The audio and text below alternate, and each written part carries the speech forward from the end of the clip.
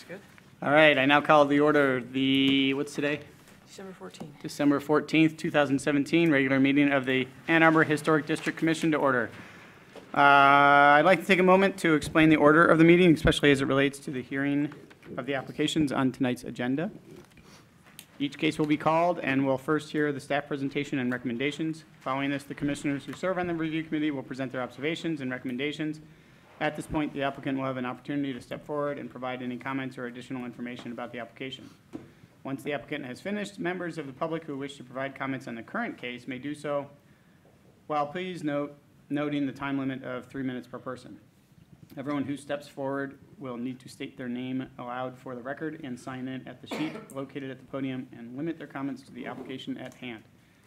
Following any public comment, the applicant may be called back to the podium to rebut any public comments and answer questions that the commission may have. Once all the comments have been answered, the hearing will be closed and the commission will deliberate the application, make a motion, have a discussion, and then vote. If any members of the public would like to speak to general preservation topics and not to any specific application, opportunities provided during the public commentary following the approval of the agenda.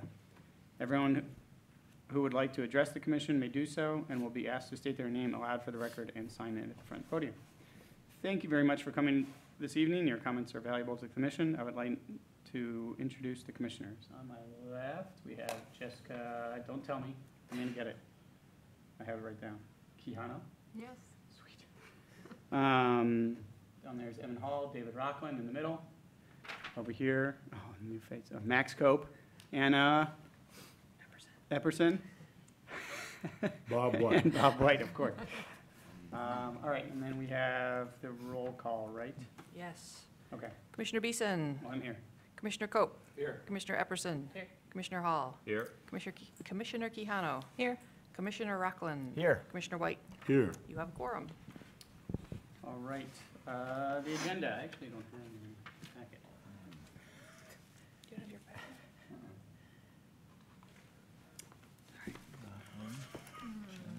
I have two agendas. You may have brought it to the No, I didn't. review committee? I didn't. No, because they weren't complete at that point.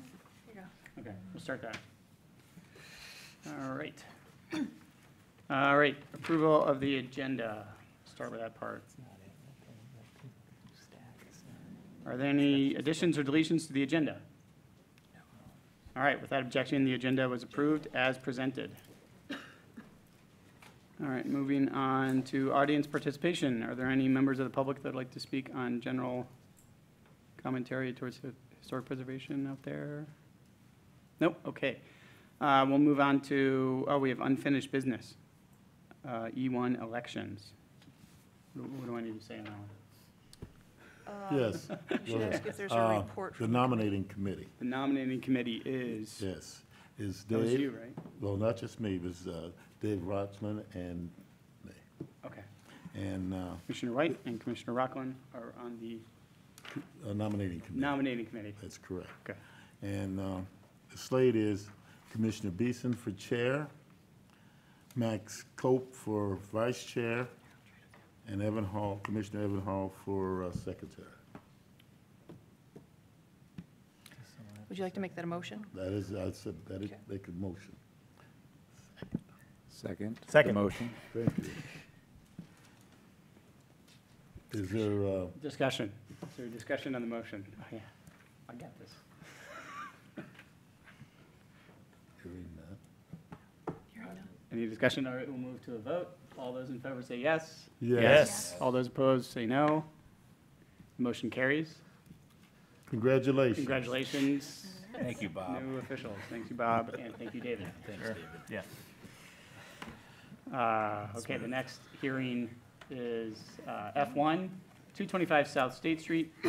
Commissioner Thatcher, would you please give the report and PowerPoint? Sure, except I'm not a commissioner yet. Oh, that's right. Ms. Thatcher, staff.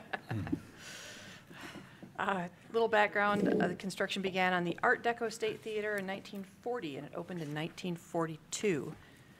The theater was designed by C. Howard Crane, who was also the architect of the Fox Theater in Detroit. The first floor was originally clad in red vitrolite structural glass panels.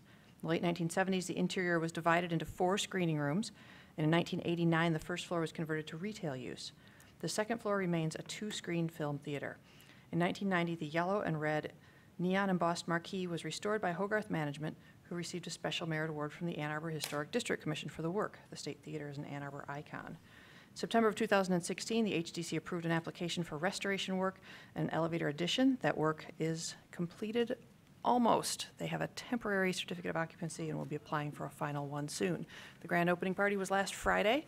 This is a photo from that party from M Live.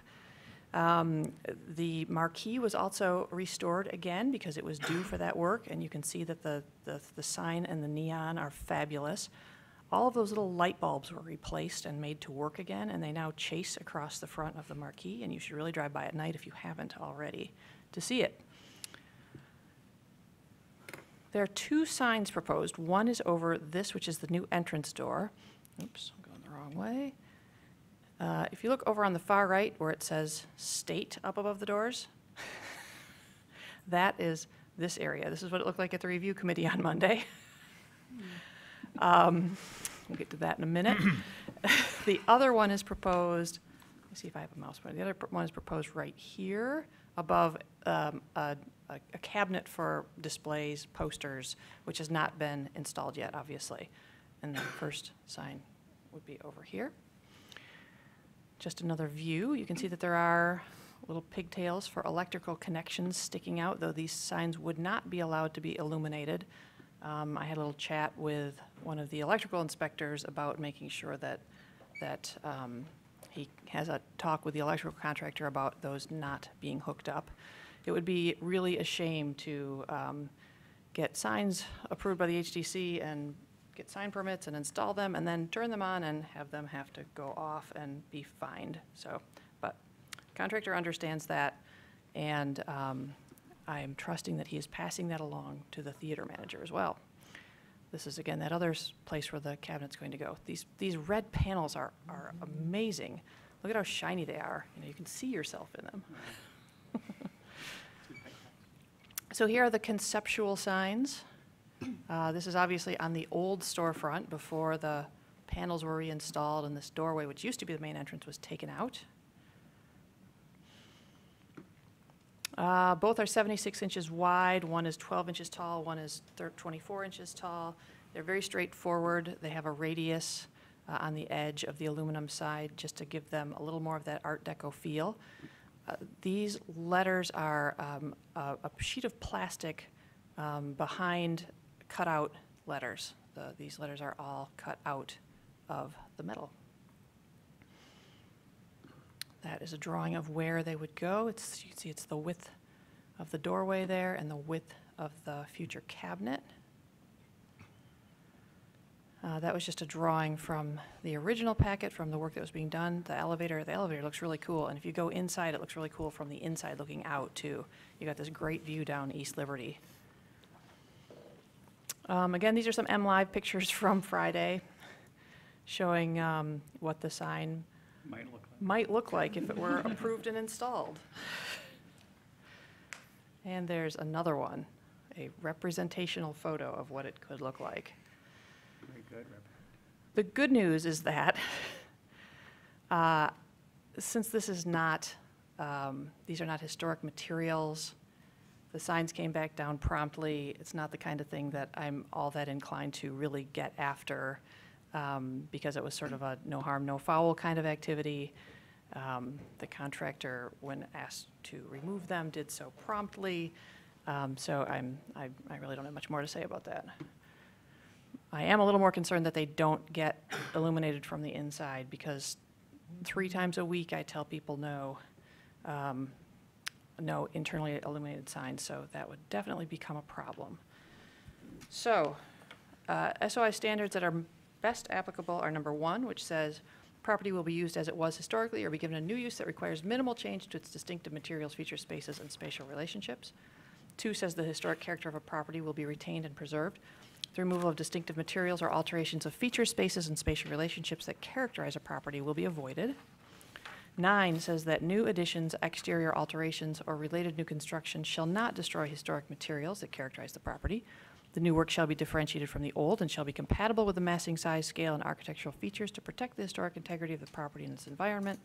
And 10 says new additions and adjacent or related new construction will be undertaken in such a manner that if removed in the future, the essential form and integrity of the historic property will be unimpaired. From the Secretary of the Interior's guidelines for storefronts, not recommended is introducing a new design that is incompatible in size, scale, material, and color. I certainly think that this sign is completely compatible and is going to look great, both of them. From the Ann Arbor Historic District Design Guidelines for signs, appropriate is installing signage that is compatible in size, style, materials, and appearance, and installing signage that is subordinate to the overall building composition.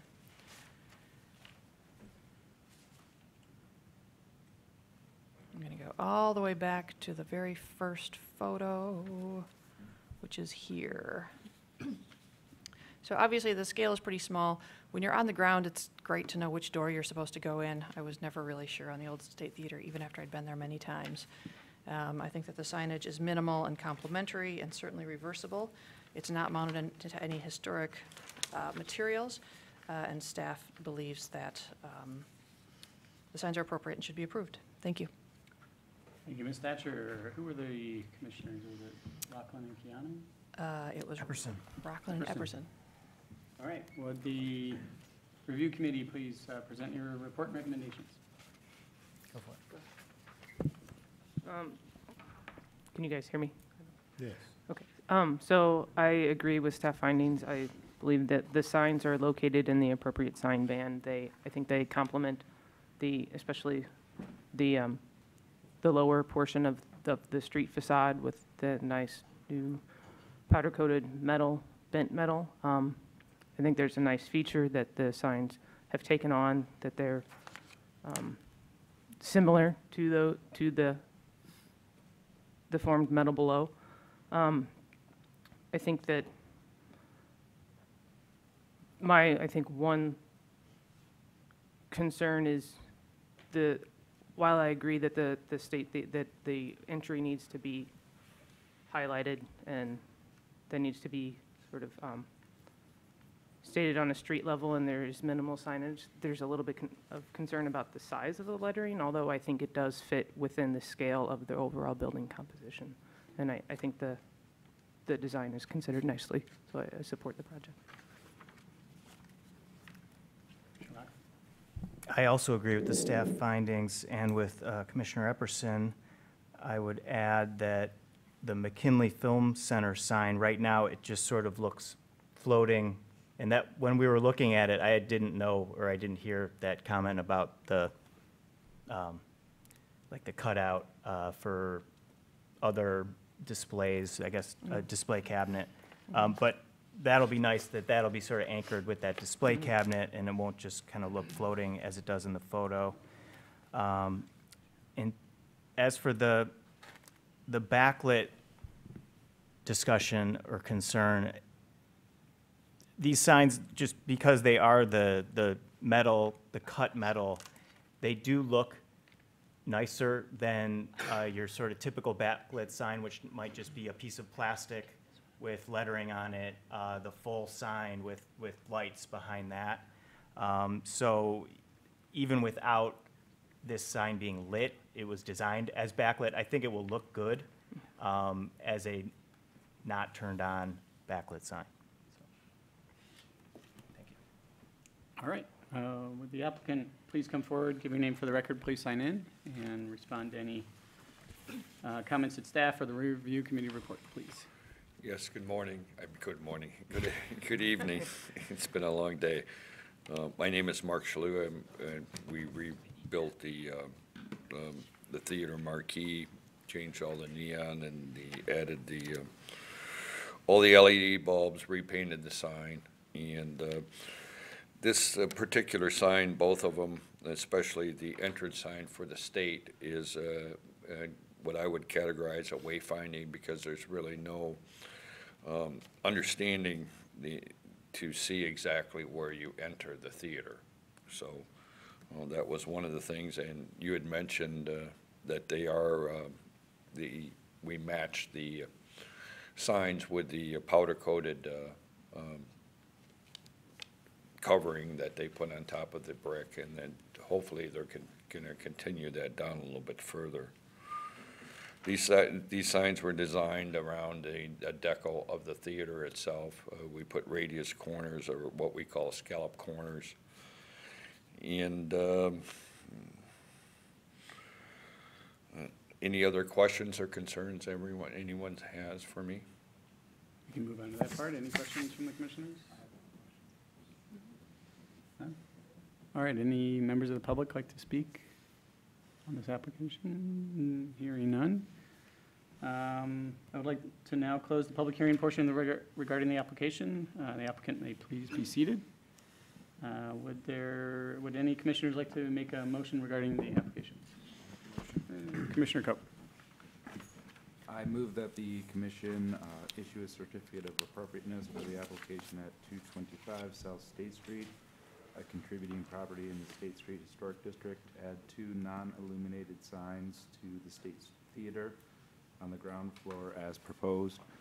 The work is compatible in exterior design, arrangement, texture, material, and relationship to the rest of the building and surrounding area, and meets the Ann Arbor Historic District guidelines for signs and the Secretary of Interior standards for rehabilitation and guidelines for rehabilitating historic buildings, in particular, standards 1, 2, 9, and 10, and the guidelines for storefronts. Support. Seconded by Commissioner White. Is there any discussion on the motion?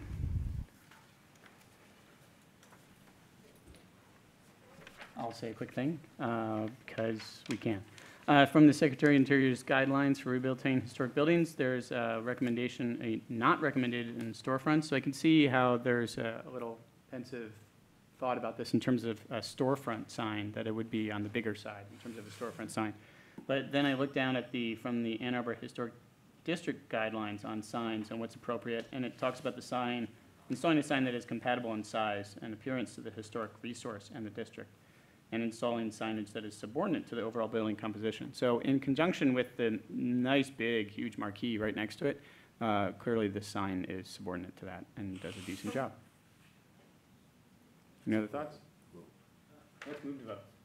All those in favor say yes? Yes. Yes. Oh, well, I was supposed to say yes too. It got me in there. Yep. All right, all those opposed, say no. Hearing none. All right, your application has been approved. You will receive written notification from staff, and should you have any further questions, feel free to contact staff. Be sure to build any necessary building permits before starting the work. Great. Thank you very much, everyone, and have a good holiday. Thank you. Thanks, You Mark. too. Thank you. All right, hearing F2, 801 West Liberty Street. Ms. Thatcher. This 2.5-story gable fronter was built in 1909 by Edward R. and Lydia M. Muleg. Edward was a clerk at Muleg and Schmidt, which sold hardware, stoves, and house furnishings at 205 South Main. When he built the house, he installed a tin ceiling from the hardware store, and I'll show you a picture of one. There's also a tin ceiling on the front porch. The Muleg's son, Irwin W., was born in the house in 1910 and lived there when he died in 1978. The house features pedimented gables on all 4 elevations, wide board eave trim, a triple window in the front gable, bay window on the east side, full-width stone front porch, and fluted porch columns. It's on the south side of West Liberty Street between Mulholland Street and 7th Street. And the applicant is seeking HDC approval to replace a rear porch with a single-story rear addition. All right, this is a lovely home. The current owners are only the 3rd owners of the property. This is the side that will be the least impacted. This is the east side of the building. There's that tin ceiling, and it has lovely, also pressed tin moldings around the edge. And you can see the very cool columns as well. I've never seen a tin ceiling on another Ann Arbor porch, but it makes sense that he worked in a hardware store, the family store. Here's a view down the driveway. This is the west side of the house, and the addition is proposed on the southwest corner of the building.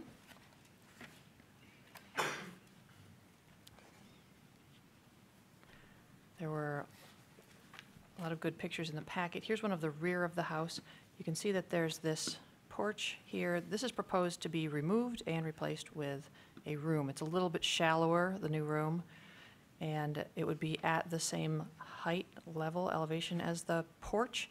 And then next to it at ground level is a smaller structure that would be a new entry, like a new mudroom entry. that would utilize this door, which goes into a basement landing on the basement steps. Here's the site. Here's the addition on the back. It's minimal. Behind the addition is proposed to be a deck with a couple stairs going down. You'd actually walk out of the addition and down a stair or two to get to the deck, so that they aren't required to have a guardrail all the way around. They wanted to get it low enough that they didn't have to box it in. Existing garage is back here. There are some floor plans. You can see how this is currently a covered porch. And there's the proposal to add an eating area. And then this is that separate mudroom on the side, which will make more sense in a second when I show you the elevations. Here's the existing east elevation with the bay window.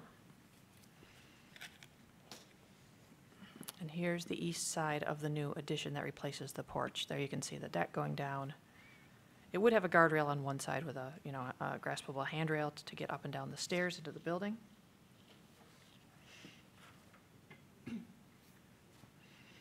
Here's the existing south elevation, rear. This window was not original. It was presumably shortened at some point. We don't know if there used to be a porch here historically or not.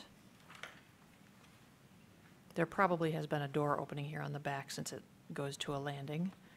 And here's the proposal to put on this room on the back, and here's the mudroom next to it. It has a shared hipped roof. Double hung windows. The whole thing is very straightforward. The cladding would be hardy plank with AZEK trim. There's some skirting down below the deck. Here's the side where it's probably most visible along the driveway. You can see that this wall is flush with the original house, which we usually discourage, but since it's only a single-story addition, that corner is still maintained, and it's really obvious where it is. Plus, this is below the floor level of the house, so that also helps distinguish it. Plus, all of the materials will be modern. That'll be used on the addition.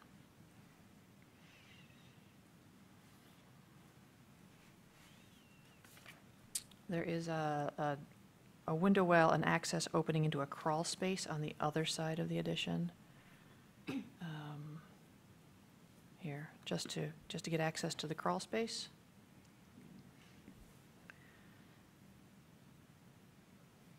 AZEK, lap siding, vented soffit, wood casement window these are for the addition. From the Secretary of Interior standards, the ones that best apply are numbers 2, 9, and 10, and I have read all three of those to you already tonight. Oh, wait, I don't think I read this one to you. 10 says, new additions and adjacent or related new construction will be undertaken in such a manner that if removed in the future, the essential form and integrity of the historic property will be unimpaired. From the Secretary of the Interior's guidelines for additions, recommended is designing new additions in a manner that makes clear what is historic and what is new, and locating the attached exterior addition at the rear or on an inconspicuous side of a historic building, limiting its size and scale in relationship to the historic building. This is certainly a diminutive addition compared to the main house. I didn't throw the percentile calculations in the staff report, I'm realizing, because it was so far below 50%, and everything that you see now is original, so it was sort of not necessary. From the Ann Arbor Historic District Design Guidelines for additions, it's appropriate to limit the size and scale of the addition in relationship to the historic building, so it does not diminish or visually overpower the building or the district. This is that line. The addition's footprint should not exceed 1/2 of the original building's footprint or 1/2 of the original building's total floor area, and it does not. That concludes staff's report. Staff's opinion is that the addition does not destroy historic materials, spaces, or spatial relationships, that the new addition is differentiated from the old, and that it is compatible with the house and the neighborhood. Thank you. All right, thank you, Ms. Thatcher. Commissioners Rockland and Epperson, would you like to give the review committee report? Sure. I agree with the staff report on this project. I think that the project, based on what we saw at the review, does meet the standards and guidelines. Yeah, I guess I don't have much to add beyond that. Yeah. Yeah, I also agree with staff findings and Commissioner Rockland. I think the only comment I would make is where we typically would in a addition request that there's a setback or a little within the footprint of the building. This one is flush, but as Ms. Thatcher pointed out, there's a trim board and material differentiation. I also think with the scale of the house, the existing house, even though you'll see part of that roof line from the street, it's such a large house and it's standing in view from the street that you really won't see that much of the addition. I don't think it impacts the character of the house. Yeah, I don't have much else to add to that. All right, thank you. Would the applicant please come forward, give your name for the record, and please sign in. And feel free to add anything to the report. Good evening. I'm Bonnie Greenspoon. I'm the architect and basically here to answer questions. All right. Do the commissioners have any additional questions then for the applicant? No? All right. Are there any members of the public who would like to speak about the project? Nope, don't see any there either. So I'll now close the public hearing portion regarding the application. And the applicant can please sit down when you're done writing your name. All right, would any commissioner like to make a motion regarding this application? All right.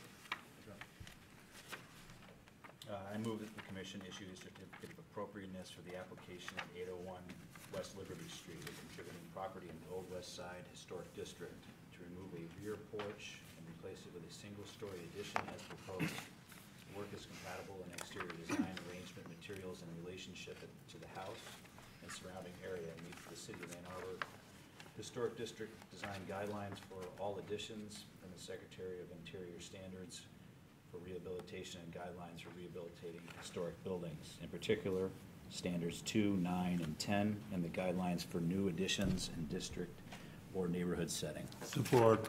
Seconded by Commissioner White. Is there any discussion on the motion? No discussion. No, it's a pretty straightforward report. I think the architect did a great job putting it together and staying within the guidelines and Yeah. mass, scale, size. It fits in very nicely with the home. Good. All right, we'll move to a vote. All those in favor of the motion, please say yes. Yes. Yes. Yes. All those opposed to the motion, please say no. All right, the motion carries. Your application has been approved. You will receive written notification from staff, and should you have any further questions, feel free to contact staff. Be sure to pull any necessary building permits before starting the work. All right. Now we're on to F3, 611 East William Street. Ms. Thatcher.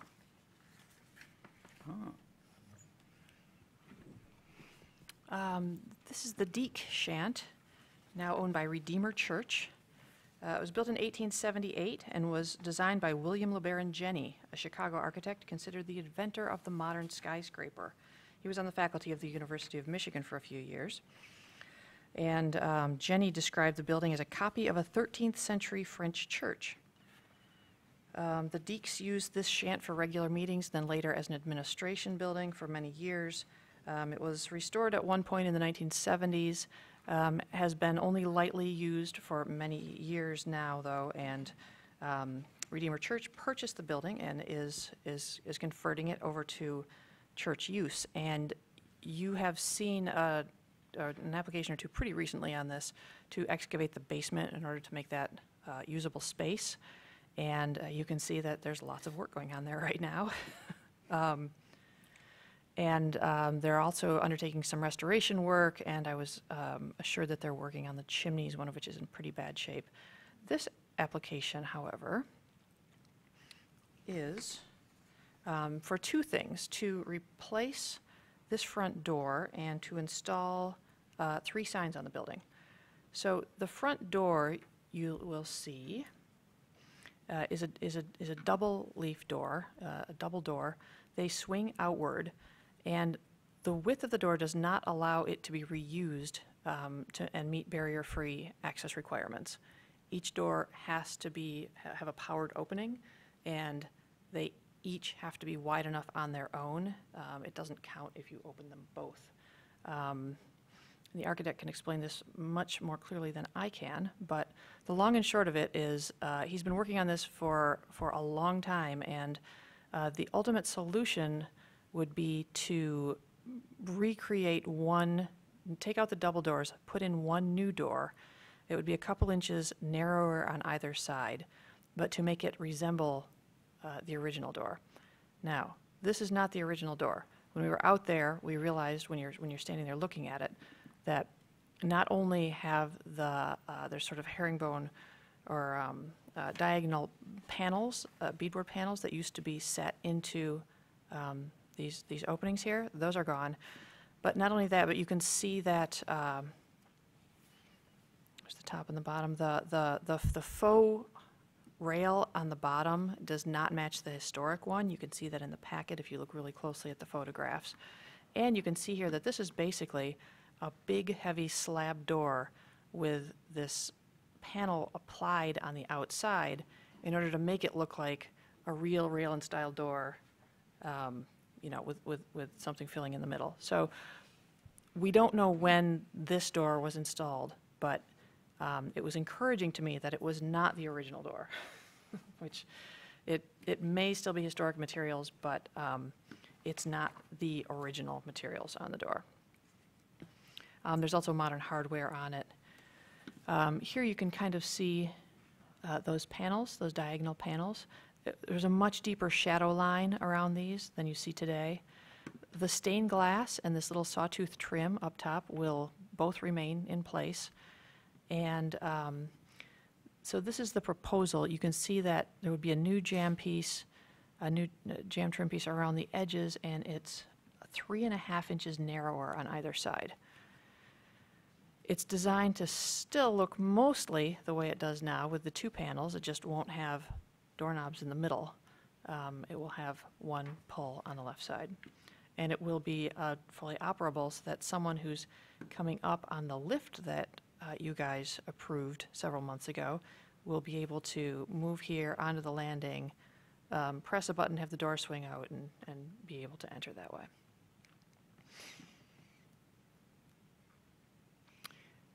This is one of my favorite photos of this building when there were just houses around it. Makes it look especially tall. It's a strange building on the inside because the first floor has no windows, and the second floor has very lovely stained glass windows, but you really can't see what's going on outside from inside the building, which is quite unique. The second part of the application is to install 3 signs. 2 are banners that would be mounted, canvas banners on arms. There's a little return here. You can see this little wall here. That's where they would be mounted between the banding, the brick banding. They're designed to complement the brickwork on the building. Up here, they would be in this section right here. The application specifies that they would be mounted into mortar joints, which is appropriate. They're I think, about as complementary and straightforward as you could get on this building. They don't block any architectural features of the building, and again, they're easily reversible. The third sign is out on the front wall that surrounds the property, just to the right of the gate. This would be the metal gate, which is not currently there because they're doing all the work in the front yard, and part of this wall is missing too, but they're going to put it back and then put this bronze plaque on the front pillar. It would go right here. The 611.5, the address is 611. I think that someone a long time ago added the half as a joke, and it kind of stuck. These cedar trees are no longer there. But here's this a little more what it looks like before the wall came down in the front. So those signs will be visible over the top of the fence, the wall, but I really don't think that they will detract or distract from the historic building.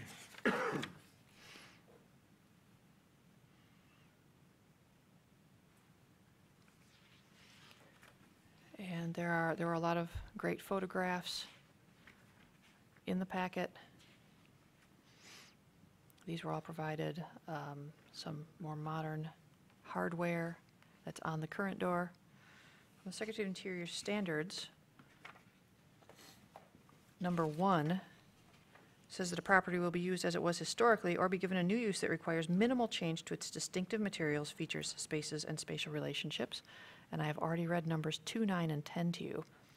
From the Guidelines for Health and Safety, it's recommended to comply with health and safety codes, including seismic code requirements, in such a manner that character-defining spaces, features, and finishes are preserved, and to work with local code officials to investigate systems, methods, or devices of equivalent or superior effectiveness and safety to those prescribed by codes that unnecessary alterations can be avoided.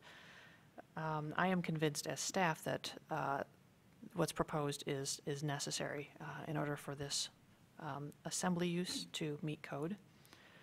From the Ann Arbor Historic District Design Guidelines for Commercial Entries, appropriate is retaining, repairing, and maintaining original doors and trim, including surrounds and transoms, replacing original doors that are deteriorated beyond repair with doors that match the existing exactly in design, size, proportions, profile, and material.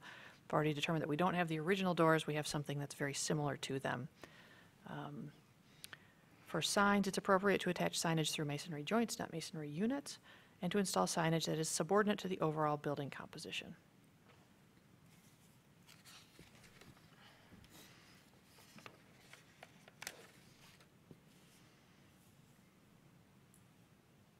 Staff believes the work is compatible with the existing structure, neighboring buildings, and the surrounding historic district, and meets the Secretary of Interior standards and guidelines and the Ann Arbor Historic District Design Guidelines. Thank you. All right, thank you. Commissioners Rockland and Epperson. Review committee reports.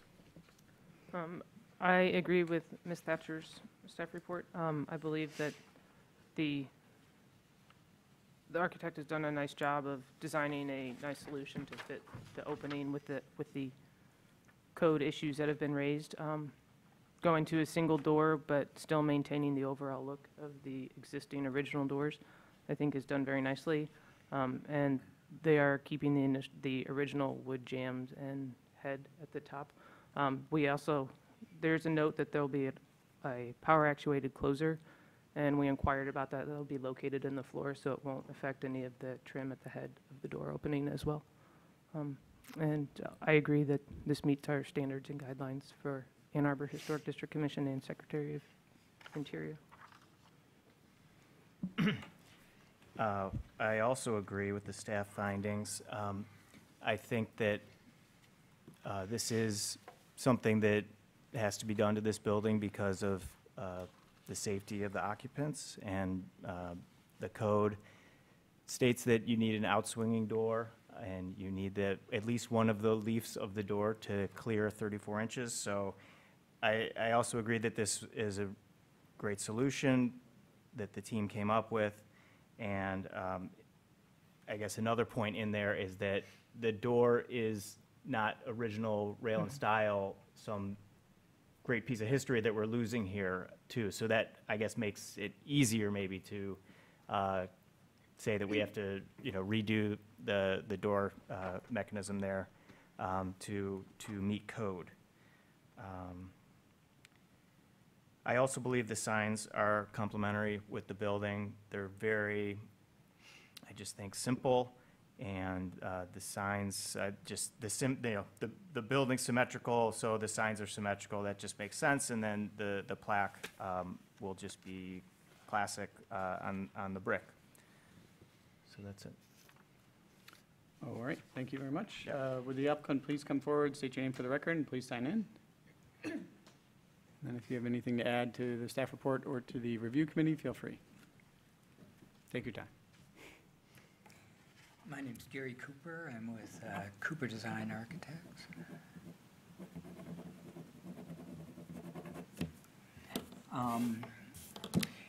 You mentioned that the original doors, or the existing doors, swung out, but they swing in, and I think you knew that. You maybe just misspoke. But the existing doors are too small. They're roughly 2'0.5", and they swing in. We have an assembly use being a church, so we have to swing the doors out. We tried to see if the city would allow us to power actuate both doors so that they would open both at the same time, and that would potentially meet the barrier-free exit requirements, but it doesn't. At least one of the doors has to be 34 inches clear or meet barrier-free clearances. So we really then had to look for another solution and developed a single door with the kind of look of the original doors. Because the door is deep into these two piers, we have to power actuate it because we don't have a 18-inch clearance on the pull side of the door, which is required by barrier-free. So that's just something we have to do. It doesn't make too much difference in terms of appearance or anything. It's simply function. I think we confirmed definitively when we were out there that this is a solid core wood door and somebody's applied faults, stiles and rails to the exterior. We don't think the hardware is original either. We're pretty confident that the jamb, the head jamb and trim and the transom are all original, and we're able to keep all of that. So that's nice. And then again, with the signage, I think you've done an excellent job of explaining that. It's simple, and we can see it over the wall, we hope. And for the people on the street, we've got a simple bronze plaque.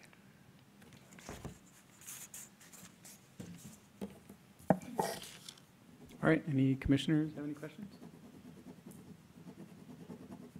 Nope. All right, any members of the public like to speak about the project? Nope. All right, I will now close the public hearing portion of the application. The applicant can please be seated, thank you. Would any commissioner like to make a motion regarding this application? All right, Commissioner Keon. I move that the commission issue a certificate of appropriateness for the application at 611 East William Street, a contributing property in the East William Historic District, and to install 3 signs. The proposed work is compatible in exterior design, arrangement, texture, material, and relationship to the rest of the building and the surrounding area, and meets the Secretary of the Interior's standards for rehabilitation and guidelines for rehabilitating historic buildings, in particular standards 1, 2, 9, and 10, and the guidelines for safety codes, as well as the Ann Arbor Historic District guidelines, particularly as they pertain to commercial entries and signs. Support. Seconded by Commissioner White. Is there discussion on the motion? All right, I have some. So I want to go to the front existing photo, or one of the photos of the front. So I'm also looking at the Historic District guidelines for signage. Under the appropriate aspect, the last one that says installing signage that is subordinate to the overall building composition. Do you have an overall front photo? Something like that. Yeah, there we go. So the signs to me come off right on the sides. I'm okay.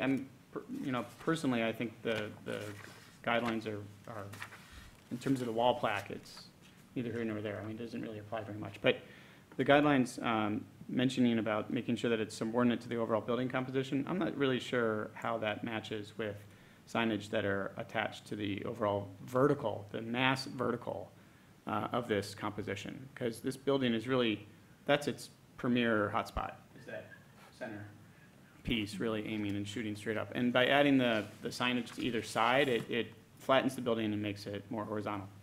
Now, whether or not that's enough to kick it off the not meeting the guidelines, I'm not so sure.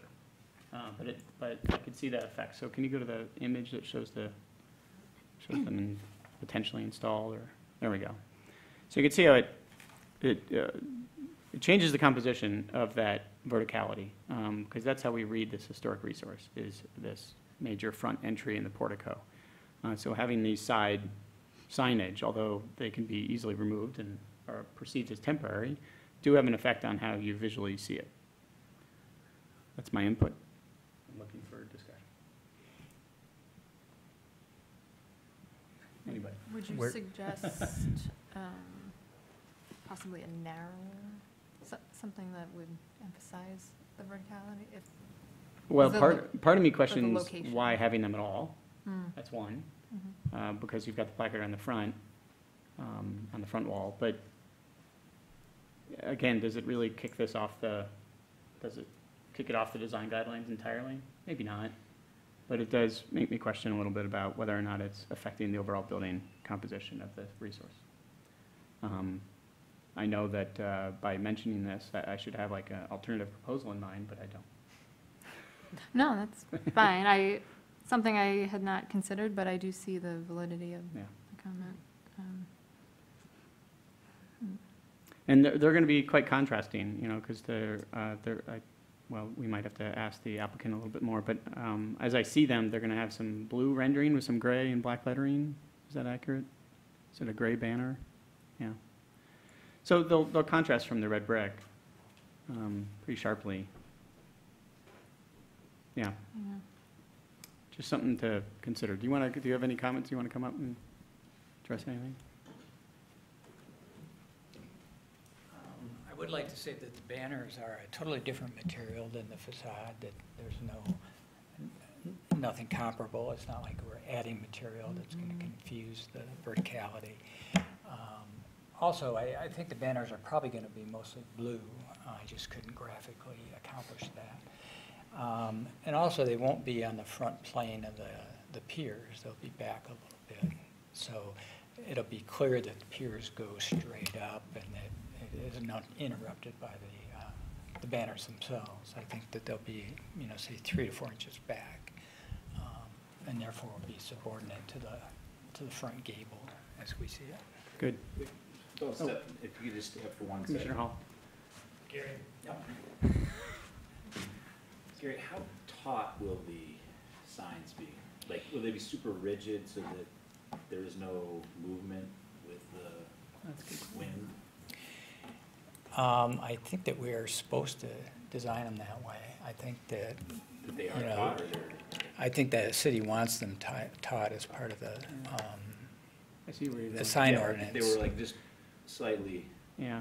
I mean, I'm actually satisfied with Gary's answer on the fact that they're set back. Yeah. And they look temporary and very different in their materials, so that the main mass will still kind of read out pretty strong. What we don't see here is that, we're looking at a straight-on elevation. So Right. when you're looking at a side-to-side, you can tell that the one that you're off on perspective will probably die away and you won't even notice the other one. So that's something else to think about. I think there was also a challenge mentioned to see them over that very tall wall. So Yeah. that's limiting where they can put them. I mean, I could see putting them in the field of brick to the right and to the left, but you would probably want to center them sort of nicely in there, and then that they would be lower, perhaps. But, yeah, I think that putting them on the return wall, the nice thing about that is that you won't be looking at necessarily the connector pieces so much. Like, the sign will sort of read as the sign instead of looking at the sign with bolts and, all the other Yeah. stuff that go with the sign. So I see your point about the verticality, but I also kind of like it maybe attached to that return wall. Yeah, and I think having it attached to the return wall certainly helps, and the fact that it's set back 3 inches, and I don't know how much more they could set it back, maybe centered on the return wall. If the return wall is 2 feet, maybe it's centered at 1. I don't really know the distance Yeah, of that return wall. I was curious of the depth. Do you know the depth? of About that much? Well, we're going to say 18 inches for the viewers at home. And, yeah, so part of me feels like, well, maybe pushing them back a little bit more than 3 inches may help that. But again, for the most part, I'm satisfied with the response. Any other commissioners have thoughts or suggestions? Not on All right, this one. should we move to a vote? All Move those the in favor of the motion, please say yes. Yes. Yes. All those opposed to the motion, please say no. All right, your application has been approved. You will receive written notification from staff, and should you have any further questions, feel free to contact staff. Be sure to pull any necessary building permits before starting the work. Thank you. All right, the next item on the agenda is hearing F4, 1435 Broadway. Ms. Thatcher. This is an application that I'm very happy is here tonight. This Montgomery Ward Kit House was built around 1932 by Frank Walworth.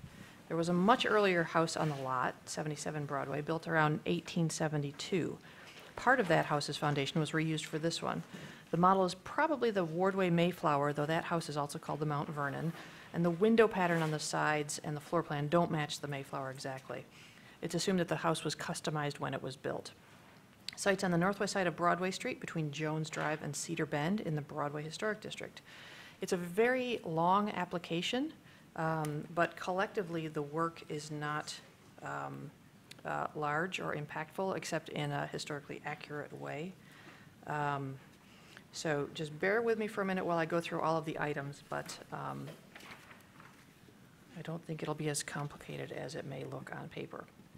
So the applicant is seeking HDC approval to do many things, which I'm going to just launch into the staff report with. Well, first let's walk around the house. This is the front of the house. I've lived in Ann Arbor for 20-ish years, and until a couple of months ago, you couldn't see this house from the street. This is standing on the sidewalk because there were bushes and scrub trees and stuff just completely obscuring it. The one time that I tried to, power through the bushes in the front and get a view of the house, the owner came out and yelled at me. So it's before I was a city employee. So I never did really get a good view until all of these shrubby things came down in the front. There is a new owner. The previous owner lived there for many years. The city worked with him for many years to try to get him into a better living situation. There was no maintenance done to the house for a long time, and which explains why it looks the way it does today. But it's also a very sound house, it seems. And a new owner bought it a few months ago and jumped right into repair and restoration work to try to get it back into shape. You can see that there are quite a few things missing on the house. The sashes in this front window are completely missing. I'm not sure if the sash is missing or just broken. There is a poured concrete porch across the front, which is consistent with the Montgomery Ward catalog houses. But unfortunately, it has some large holes in it, and the edges are just completely shot, and that whole slab has to be re-poured. There are neat, round-edged stairs on the front, which I hope can stay. If not, they would be recreated. Here's looking from the driveway at the sidewalk. It's a relatively large house, and it's a relatively large lot. This side of the house has a side entry door. And the second floor is sort of finished, sort of not, though it's been used as habitable space. At one point, this house had 3 units in it. There was a small apartment in the basement, an apartment upstairs, and then the main floor, I believe. But the former extra kitchens and things have been taken out, and the bathrooms, so it's being reverted back to a single-family house. Here's the side along the driveway. You can see some of that concrete on the front porch there. There have been some repairs made. Some of these soffits had some new beadboard kind of stuck in there. Some of it's falling out, some of it's not. There used to be an internal gutter in the box here, which is no longer there or functioning. The house has no gutters. And needs them desperately. One sort of emergency gutter was installed in the back, which I'll show you in a second. But part of the proposal is to put gutters on the eaves of the house. Now we're going under the back. This addition is modern. It's probably 1970s. There is a window up here. I believe that it's there. It's just needs to be repaired. A couple of the windows have storms. Most of them don't. This room is not conditioned space. It's like a sunroom. There actually aren't any windows in these boarded-up window openings. There were a couple of storms, but there are no actual windows in there. This is an interior door. So this whole thing on the back is not a contributing part of the house. It's modern. And the proposal is to fill in most of these windows, leaving one on the back, 1 or 2 on each side, putting a new metal single light door on the back. Here's what it looks like on the back. And on the other side, same thing. I believe it's putting 1 window in, and I can't remember if this door opening stays or goes, but since none of this is contributing, what is proposed, I believe, is fine for that. Now, around the corner here, maybe we can see it better on the next picture. This is that door that I just showed you. There's an inset here. This is the kitchen. This is an old window that leads into a pantry. It's boxed in. It was like the place that the milkman would deliver the milk through.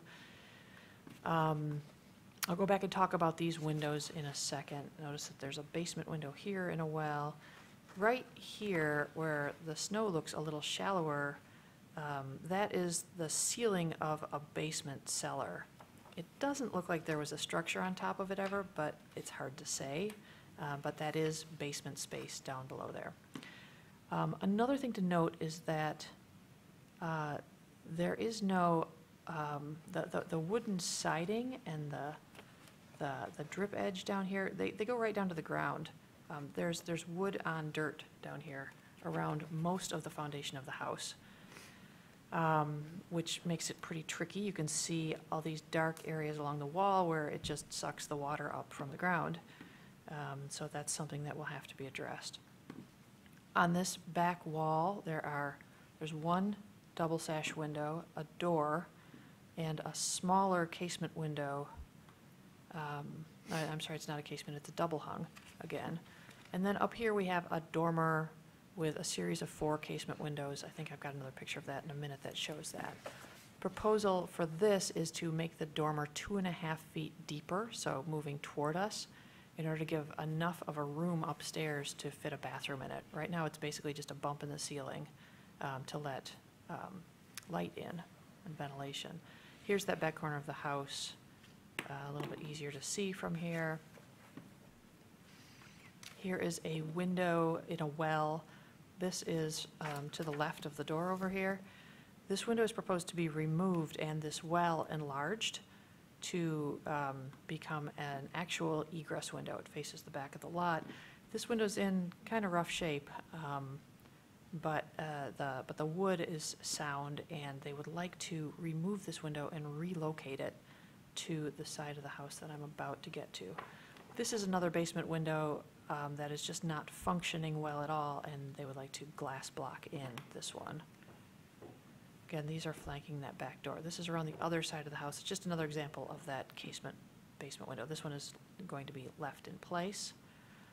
Now we are on the north-ish side of the house. I never know how to talk about Broadway since it runs at an angle, so I'm going to call this north.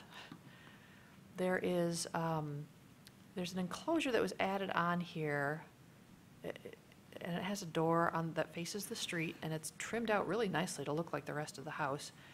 And you enter the door and you go down stairs to a basement entry stair. That was the basement apartment. This is just a shed that was tacked onto that. This is a large double hung window that this roof is just attached to the house across the middle of. So, yeah, it's not doing the window any favors. Here's that door from the street. They did a nice job. They trimmed it and put corner returns and everything else, and this little decorative keystone that matches the one on the front. But this is not original to the house. I don't know when it was installed. Since the house was built in 1832, I don't think it's old enough to be from the period of significance. This little structure makes the whole house non-conforming, which is sort of a pain when you're rehabilitating a house. And they would like to just remove this whole structure add-on thing and leave the stairs going down to the basement and leave the basement door, and there's a window down there too, and just open it up and make it conforming on the lot. There's another view of that little entry door and the front porch. One more view of that structure on the side of the house. That's the stair enclosure. I think these are just screens. I don't quite understand why there's a glass window on this side and just screens over here, but no, the garage is not part of this application. I just threw this picture in here. It has a nice hip roof. It's very complimentary. It's behind the house. So going through the work that's proposed, repairing the concrete porch, installing gutters on the front and removing that side structure that leads down to the basement. New gutters and downspouts would be added on this side. Here's what is called in here the old addition. 2 windows would be installed where there are now 4, and the other 2 would be boarded over and re-sided to match the original house. This one shows all 4 of the openings going away on the other side of the old addition, which I don't have any issues with. The 2 trickiest parts of this application, I think, are that the double hung window here that goes into the kitchen, it was right next to that little milk window, which is right here. This is proposed to be replaced by the window that's currently on the back wall right here. This window is a shorter than most in this house, double hung. And again, it would be moved here and replace this larger double hung window. I get a little squeamish about moving windows, but it is original to the house.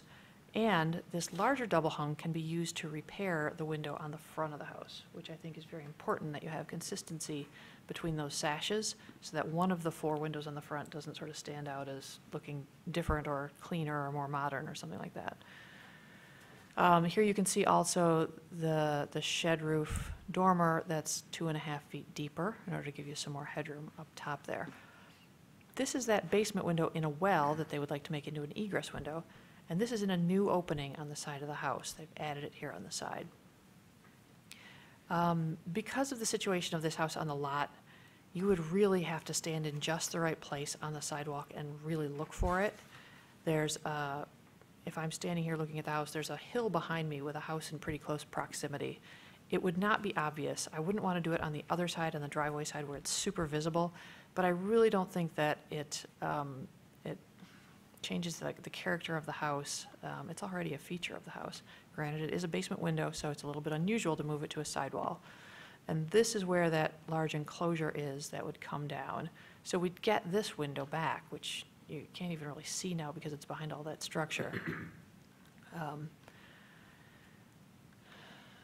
Working our way around the back of the house, here's the old addition. There are 3 windows there now, proposed to be replaced by 1.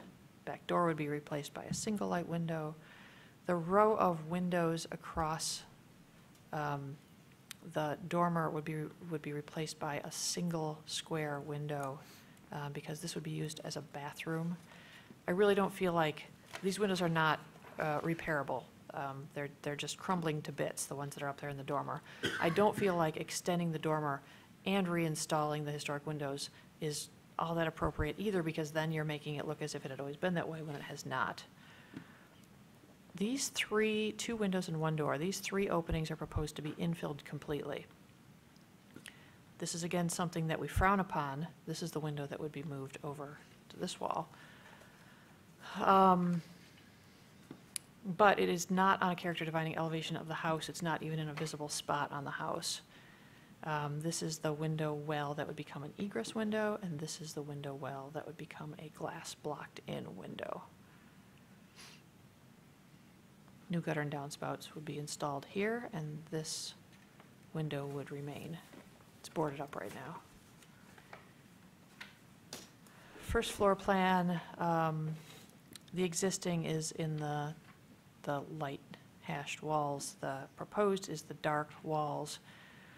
The house is just lovely inside. It's got some non-original walls and things in it that they're going to remove. But it's a great house. This room in the back would become conditioned space with laundry and a mudroom, and looks like stairs down to the basement are back there. And then upstairs, they would finish it off more thoroughly, add a bath, and then have 2 good-sized bedrooms up top, and then still have room for an attic. Those are those casement windows that are in the dormer right now. They're kind of neat. They're small and 4-pane, but they're in very rough condition. You can see them from the inside of the structure, from the inside of the attic. They have not been maintained for a long time. There's some information on windows and doors that are proposed to be used, just a plain steel door on the back. And I'm going to quickly go over my notes here and see what I've forgotten.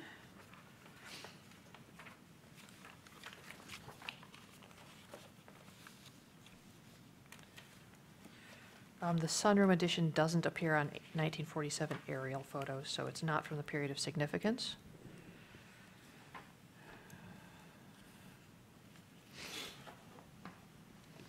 Moving that one basement window onto the north side wall, moving windows is not addressed in the Secretary of Interior's guidelines or the Ann Arbor Historic District guidelines. Might be something that we want to do in the future. It comes up once in a blue moon, but then I scratch my head when it does come up.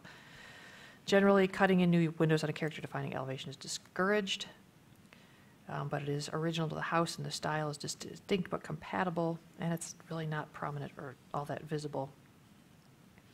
So if the commission does not approve the relocation of this window, the well could still be made larger, and the window appears to be big enough to be used for egress as it is, though the exact measurements are unknown.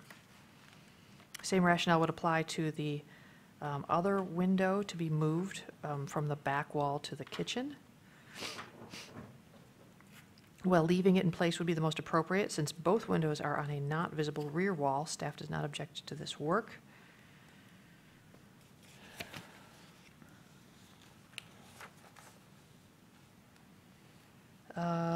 Let me go through the standards and guidelines here.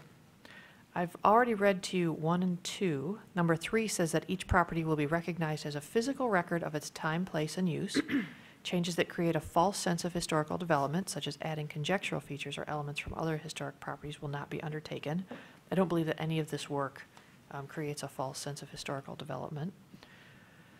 Number 5 says that distinctive materials, features, finishes, and construction techniques or examples of craftsmanship that characterize a property will be preserved.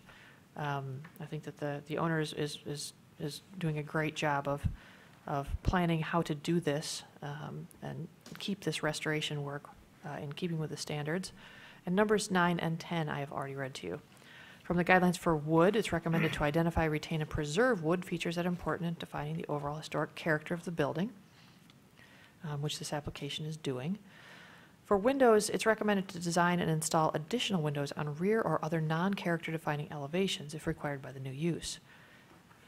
Such design should be compatible with the overall design of the building, but not duplicate the fenestration pattern and detailing of a character defining elevation. Appropriate for doors is replacing a missing original or non-original door with a design that matches the original or with a compatible new design. Not appropriate for windows is removing or radically changing a window, that it's important in defining the historic character of the property. And so as I mentioned, it's a lot of work items, but I really think that overall, this is a great project, and staff does believe that all of the work meets the standards and guidelines, that it's appropriate to the house. And I'm looking forward to seeing some of the results. Thank you. All right, thank you, Ms. Thatcher. Commissioners Rockland and Epperson, please give the review committee report.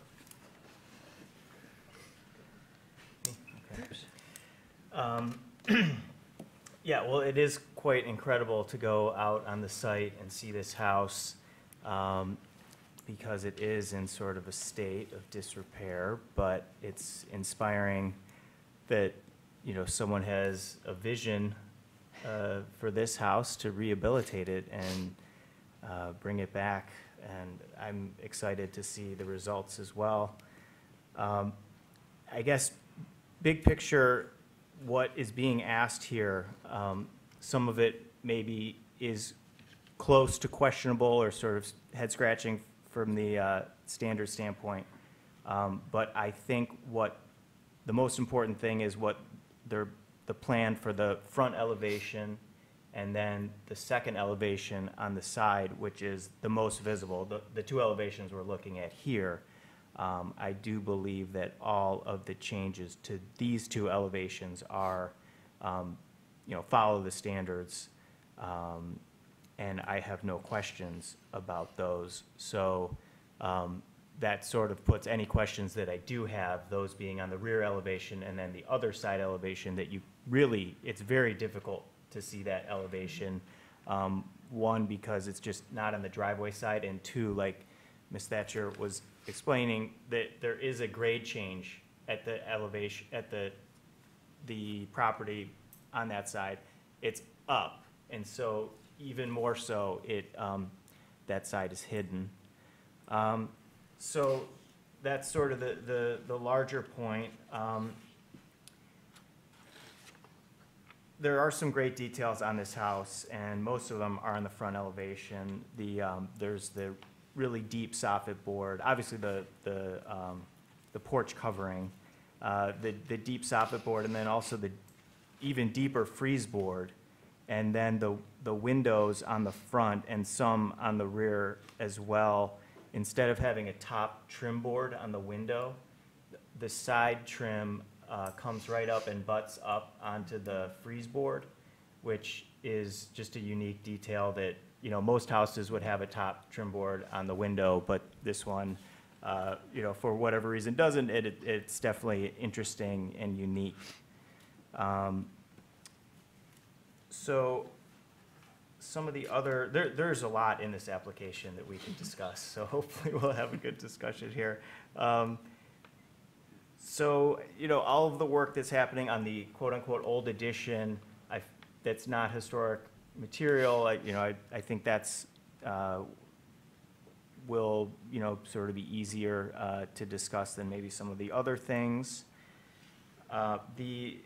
Yeah, it is sort of interesting how the basement comes around and doesn't exactly follow what was built, but again, I think it's a kid house. It just sort of shows up, and it was built on an existing foundation. So clearly there was at some point where they had to get creative to make everything work, and I guess that there's really nothing proposed there. I would like to see something, you know, how the, I guess I'll ask the applicant how they intend to deal with the grade. You know, here you can see maybe 2 courses of the foundation. And then by the time you come around to the other side of the old addition, grade comes up. As we said, grade goes up to that other property, and the grade just comes up completely above, and it's on the skirt board in some places. So, you know, I guess we'll ask what they intend to do, just to, I'm sure, well, we looked at it and it's definitely rotted. So that material would have to be replaced, and maybe, I don't know if it's a detail in here or we can talk about it. I support the rear dormer work, you know, looking at it here. It's not visible from the front, and it's gonna make it so much more functional to have a bathroom up on that second floor with the 2 bedrooms.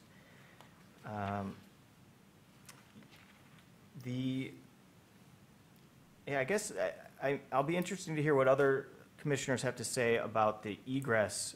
To me, it's pretty straightforward that we would go forward with it, but I want to hear, I guess, comments on that. Going around to the other rear, side addition now. Oh, wait, one thing on that rear elevation. I guess, so there's 3 openings there, and the proposal is to infill all 3 of those openings. And I guess there's nothing in the standards about, I guess since it's a rear elevation, we would generally support, I mean, if they were building an addition there, they would just be getting rid of all of those. To me, it's a little odd when you have a elevation that has openings and you're infilling all of them. I think it would be nice, especially in the master bedroom, to be able to look to the, out to your own backyard. But maybe that's just a design issue, and it's not, you know, if that's what they want to do, so should they be able to do it? That's sort of an open question. Moving around to the other side elevation, I definitely support the removal of these 2 kind of ad hoc structures here. They're not part of the period of significance, for all the reasons really that staff, I'm not going to repeat them, but I do have a question about what is going to remain. I just would like the applicant to describe what will be there once those are removed, because it's not totally clear in the drawings, like if it's going to be a new door or if the door is being removed. So I have a question on that. So yeah, there'll be a moved window on this elevation. I guess out of everything, maybe that's the one thing where the standards have, well, they don't exactly have something to say about it, like the staff report said, because it doesn't mention moving windows, but there should be some discussion about that, because there is just a question. I know that like new windows come up a lot in applications. I feel like if that's the one thing, I could probably get behind support for that, but again, I have a sort of an open question on that. That was a very long report, but thank you for listening. Thank you, Commissioner Commissioner. There's so much going on in this.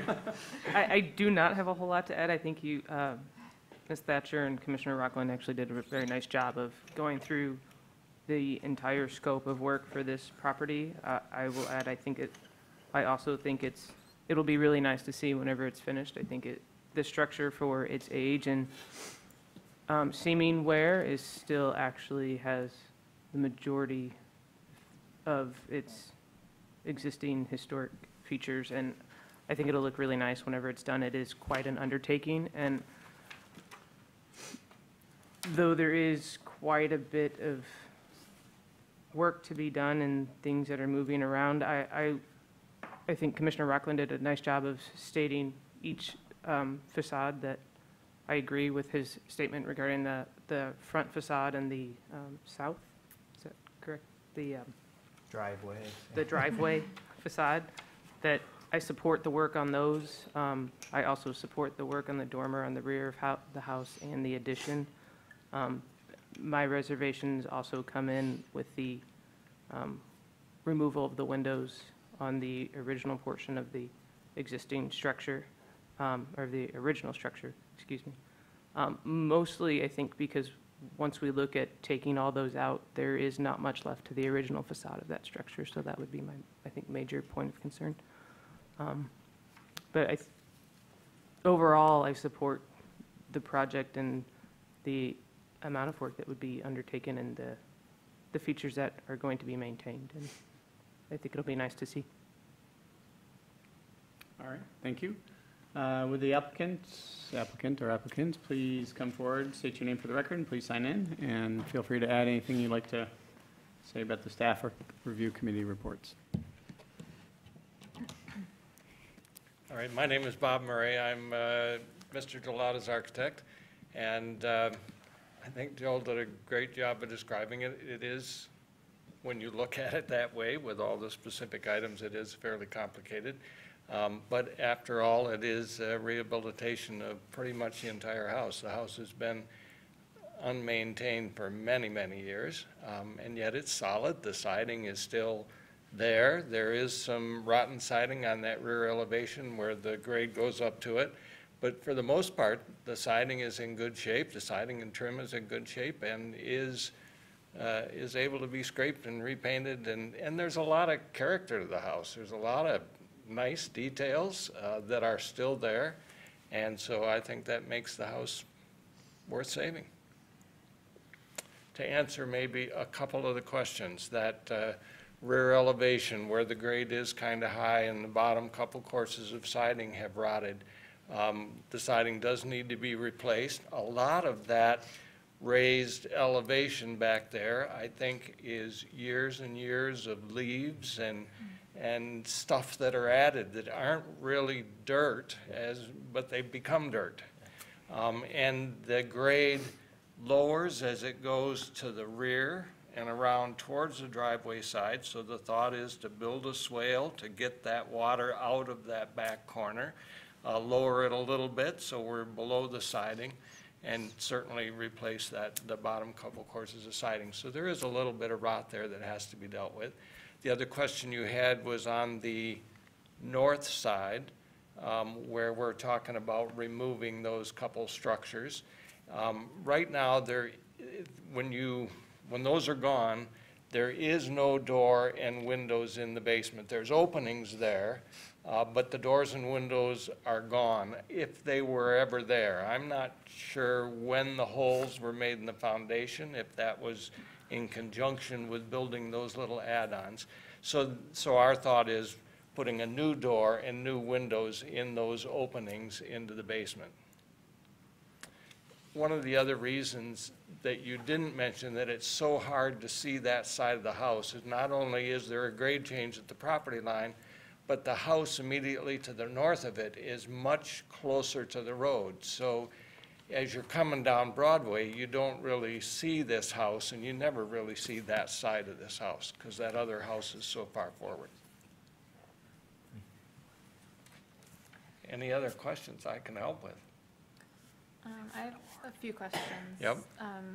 Maybe the more simple question would be, for that area we were just discussing on the north facade, Yep. the new window at the basement level, is that, right now it's shown as a more linear opening. What is the thought there for what that window would look like? It is. Those are, those openings are probably only that tall and long, kind of a long awning window, and our thoughts are it's just going to be fixed glass in there. Just simple frame? Just simple frame, yep, simple wood frame with fixed glass in it, not an openable window.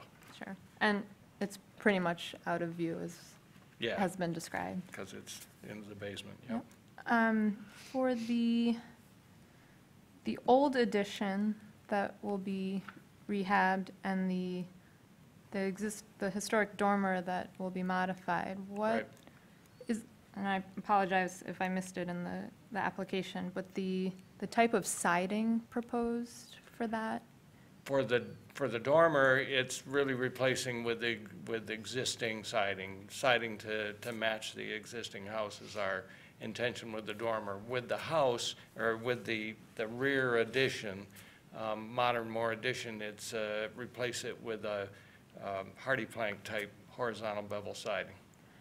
But in appearance, it would match It's going to match pretty Or much because it's differ. horizontal bevel siding. the dimensions? Yeah, the exposure, yep. Okay. And then I'd be curious to hear what some of the other commissioners think later on, but the window on, I think in the kitchen, on the north side. Sorry, And that's the one trying to keep where- track of, that's the one that's proposed to be shortened, or the sill raised. Right. Um, And one of the main reasons for that is the window that we're going to use there is currently on the rear elevation, and we're showing that to be removed. It happens to be the same dimensions and size as the windows, the other two windows in the kitchen on the south elevation. And so what it allows us to do is have 3 windows in the kitchen, 2 on the south, 1 on the north, that match each other size-wise and are above countertop height. So it's kind of a functional thing, countertop height-wise, Oh, I see, okay. but it also allows the 3 windows in the kitchen to be the same size. Okay. Is that the sash that you're moving to the front of the house as well? Just to keep things No, clear? no, that's There's another one, okay. That's another one on the, well, That's one yes, of you mean those? the one that we're removing from that side of the Yes. kitchen? Yes, we're gonna be using those sash and parts for the other windows in the house. The other, almost all the windows in the house are that size. So we can use those sash, we can use other parts, wherever we've gotta rework a window.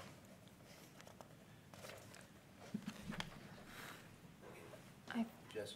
Yeah, In the closet and the master bedroom. that- Yep. That they mentioned, those being infilled. Right. Can you talk about that a little bit? It's really functional, more than Privacy. anything else. It's less energy usage, it's giving a wall in the master bedroom, a bed wall, an actual wall instead of windows everywhere.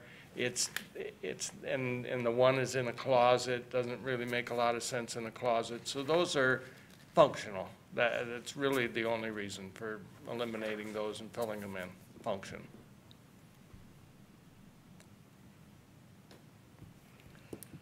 Any other questions for the applicant? I've got one. So this application, you had mentioned that the siding will probably stay in place, and you're just going to try and pretty it up? Yep. Finish it? So you're not Yep. planning to remove and Nope, put nope, back the on, siding right? is really in very good condition for Lucky. being unmaintained. Yeah, my mind obviously goes to the energy aspects of a house like this, but not in our purview. The other question I had was, there was, a lot of mentioning about kind of working on the existing wood windows and kind of refurbishing them and rebuilding them, probably making them a lot more weather tight. Yep. Do you plan on also adding storms? Yeah, there are storms there. Some of the windows have Yep. storms on them. Other windows, we've found storms for them. And they're the typical old wood frame storms. And so where there aren't storms, yes, we'd like to add those storms. As a Again, wood energy storm? content. Is a Pardon? wood storm similar Yeah, to the ones that are yep. there now? Okay. Yep, Very good. yep. Any other questions? Is there roofing on this too? Or, Yeah, the house has been re-roofed sometime in the last 4 or 5 years. There had been a leak, and kind of a ceiling has fallen down in the living room, so that's got to get reworked. There was but the roof itself, somebody else has taken and put a new roof on it. Okay. And then, looks like Can I there's- add something about Yes, this? yes. I'm the owner. My name is Delata. I moved to this neighborhood a year ago, and I fell in love in this house when I walk and I noticed this house. But the roof, actually, the roof company came and they said that the roof is old and should be replaced in a year or two. So temporary roof is okay at this point, but I think we should replace this roof very, very soon. All right. Are This there is any the- plans for exhaust fan locations or that sort of thing as well when you start finishing out the interior? No, the only place for exhaust fans, there's 2 bathrooms. The second floor bathroom where we're adding the dormer on the back, there's going to be a window in there, but there will probably also be an exhaust fan, but it'll go out through the roof and the soffit on the back of the house. There's another bathroom on the north wall, and that should have an exhaust fan. That's pretty typical, so that will be going out the north wall. I don't know if those are something you need to see. At some point, I need to see them, but I usually take care of it with the contractor if it's not shown on these drawings. I don't expect either of those to be tough locations, though. There Right, you go. again, they're not on the 2 important sides. Yeah, they're not. Right. Yeah. They're, All right, our slew of questioning. Any other questions I think you guys addressed it quite a bit. there? Frank? I guess have one question regarding the door going down to the basement that we're looking on the right side elevation. So you're gonna keep that existing stairwell down to the basement there? right. Are you gonna have a railing system up around there or any sort of cover in the future? It's a good point. Because You really have to have a rail around it. it should have some sort of, building code's gonna Some make you kind of have something guardrail. there. Yep. Yep. Also, as far as that, what side of the elevation is that the side that you can't see that's up Yes, on that's the the wall? north side. That's, you guys are gonna be tying into the drain tile for a drain and everything down there Yes. too, I assume? Yes, and Okay. we've called that out on the plans, that there's gonna need to Okay. be a drain out of that stairwell. Okay. Yep. Yeah, so I think I'd like to see the hand railing system that you guys have, because I know that we do, look at handrails and fencing often, so it might be something that should be added to the application, All right. or down the Or- road when you Or get there.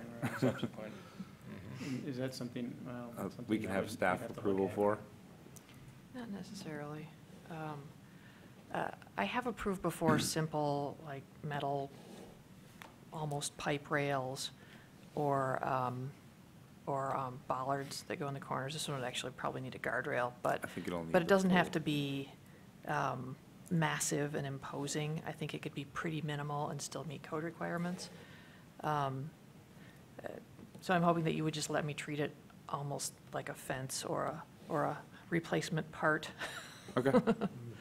Yeah, I was just curious. Yeah. I knew that something had to be there, Yeah. and I'd hate to see a cover go over that, as soon as you're all done, and we go, hey, wait. Yep, So. something will have to be done there. Okay, thank All you. right, any other questions from commissioners? All right, are there any members of the public who would like to speak about the project? Haven't heard any questions yet.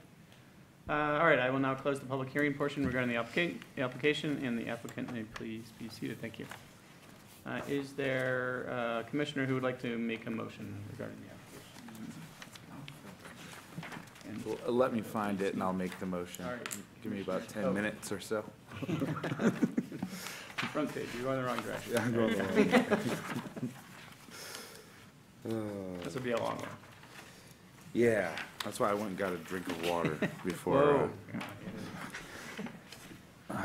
I move that the commission issue a certificate of appropriateness for the application at 1435 Broadway Street, a contributing property in the Old West Side Historic District, to, number 1, repair the front porch. Number 2, install half-round gutters. 3, remove an exterior stair enclosure on the north elevation. 4, convert a modern sun porch on the rear elevation to a laundry and mudroom. 5, remove a rear basement window and install it on the north elevation in a new opening. 6, remove a kitchen window on the north elevation and replace it with a shorter window that is currently on the rear elevation and infill that opening. 7, expand the rear-facing dormer by 2 to 4 inches, or 2'4", and install 1 awning window in it. 8, on the rear elevation, infill 2 window openings and 1 more door opening. Install a glass block in a basement window and install an egress window and another basement window as proposed. The work is compatible in exterior design, arrangement, texture, material, and relationship to the rest of the building and the surrounding area, and meets the Secretary of Interior's standards for rehabilitation and guidelines for rehabilitating historic buildings, in particular standards 1, 2, 3, 5, 9, and 10, and the guidelines for additions and windows, and the Historic District design guidelines for porches, additions, decks, doors, and windows. Support. Seconded by Commissioner White. Is there a discussion on the motion? I think that we had a pretty thorough Pretty good discussion. Yeah, I Um, mean, this application seems to fall in line with all the standards that we currently have. All of them, 1, 2, 3, 5, 9, and 10. There's not much left. The only question I guess we would have is how strong we feel about filling in all those openings on the master bedroom. I'm partial to say that because it's, not a highly valued elevation, that it seems okay to fill those in. I guess the sheathing and the framing will still be there, and any new sheathing will be behind the siding. Any new siding that's infilled, how they do, will they cut it just to fit in, or will they take down the siding and scissor it in? I guess that's another question for you. But all in all, I don't know if it makes an impact on the decision making. I think my opinion on the infill of the back there, the windows that they're taking out are being reused to replace parts of windows that aren't functioning right now. So, yeah, I agree that I would support that they can infill those windows because of the use of them in more character-defining areas, like the front porch. They're moving to a higher and best use. Yes, highest and best use, exactly. Yeah, so how would you infill, I guess? Out of curiosity. Curiosity. As an architect, I'd say, make it clean, take them out of there and put siding all the way across that's new. But I also can see the advantages to saying, no, the siding on every side where it's there is in good shape. Infilling with like siding just in the openings saves a lot of the existing siding. And so we've actually had discussions on that. Homeowner says, oh, let's just fill in. And I think Jill said, just fill in where the windows and doors are. And I say, oh, but it's so much cleaner to do the whole thing. So, well, in my mind, I would let you continue to flush that one out with your client, and All right. I don't really have an opinion on it in terms of, well, you know, I guess it can certainly be a vestige that kind of shows the history of the space, Right. but it being on the back elevation, only the homeowner and visitors will ever know. It's true, and, you know, yeah, the rear elevation, not only can nobody see it, but that addition in the rear sticks Yeah. out far enough that you really can't see it. Yeah. Yeah, unless you're hanging your laundry on that old laundry hook, you know. On the house next door. Yeah. Yep, yep. Any other discussion on the motion? Move to vote. All right, let's see, all those in favor of the motion, please say yes. Yes. All those opposed to the motion, please say no. All right, your motion carries. Your application has been approved. You will receive written notification from staff, and should you have any further questions, feel free to contact staff. Be sure to pull any necessary building permits before starting the work. Thank you very much. Best of luck to you fellows. It's got quite the project. Yeah. Keep an eye on it. All right, we're on to G1, new business, appoint Cobblestone Farm representative.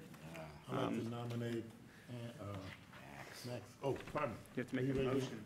That's what I said, I was gonna make a motion. Okay, For good. Max, Cope.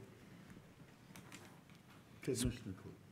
You planning on, doing the cobblestone? Hey, I'll accept your nomination. All right, I will second that motion.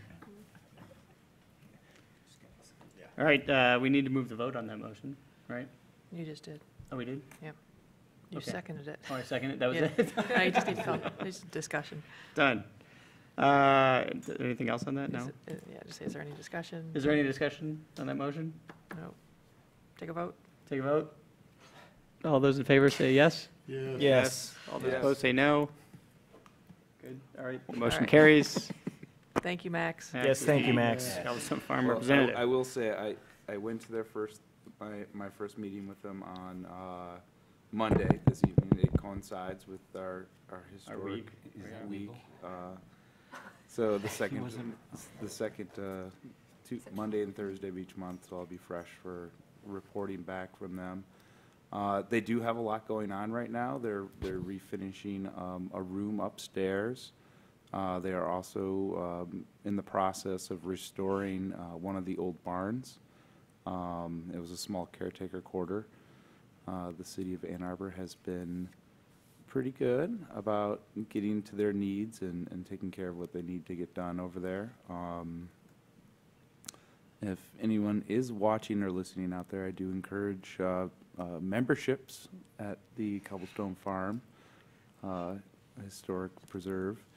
It's a really neat place to take your kids, and it's really inexpensive, and, you know, all the support that they can get would be great. All right, thank you. Okay, we're moving on to H. Approval of minutes. We have the minutes from October 12th and November 16th in front of you, I assume. We have October 12th. I don't think we have November, we just have October. Just October is available. All right, are there any additions or deletions to the meeting minutes as presented? I'll give you time to look through.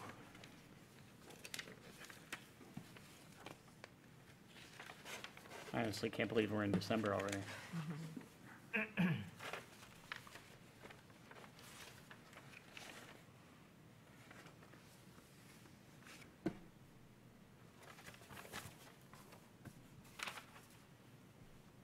All right, some pensive canvassing of the minutes. It seems like enough time. All right, Yep. any additions, deletions? No? All right, without objection, the meeting minutes will be approved as presented. Good. What are we on here now? I, reports from commissioners. Any reports? I guess I just gave my You report. gave your report. Nicely done. We'll move on to J, assignments. The review committee meeting is on Monday, January 8th at noon for the January 11th. If I get it on my calendar, I will make it. Could you write it down, John? Yeah, somewhere. I can attend this one. You can? Yes. Okay, Max and John. I will text myself. My Max- calendar is not. been Max, you working. writing it down? I got it. Okay, It's already on my calendar good, good. Thank you both. every month. Oh, every month, huh? Okay, I sent All myself the a note. history I can get. Historically, at the January Review Committee meeting, we have about 5 feet of snow on the ground. Oh, yeah, Wear your boots. that's true, and it makes it makes it, Well, we also have like that funny thaw in the beginning of January. Yeah, there's every that year, So yeah. probably It just makes gonna be it- slush. It does, it makes it funny for me to bike around, is the. All right, that was JK, reports from staff. The November 2017 HTC staff activities should be in front of us, right? Yeah, let me see if there's anything strange in here. I don't think so. This has been a pretty straightforward month. Lots of people working on their roofs. Couple of replacement signs downtown, but nothing exciting. What's the 318 West Liberty, the stud-mounted address? That was approved last month by the commission. Sorry, I missed that. Yeah. Okay, apologize.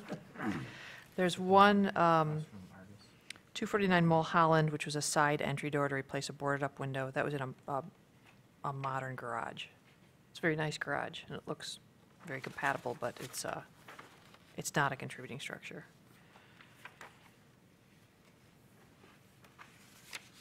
Anybody? No? All All right. right, no comments? All right, moving on to L, concerns of commissioners. One that had just popped in my mind was that you and I made the correction in Max's motion on paper. Oh, yes. Yeah. Do we need to procedurally do anything on that? No, you're okay. Okay. Yeah, change it. One of my motions suggested Old West Side when it should have been Broadway, but I Oh, know- in the I noted motion, it. Yeah. It's okay. I read it, yeah. Did I read it correct? No, well, you read what was written, so you read it correctly. But it was supposed to say Broadway. Anchorman. All right, any other communications, various communications to the HTC? Got none. Seeing none, all right, adjournment without objection. We will adjourn for the evening of the regular meeting of the December 14th, 2017 HTC Historic District Commission, Thank you all. under 9 o'clock.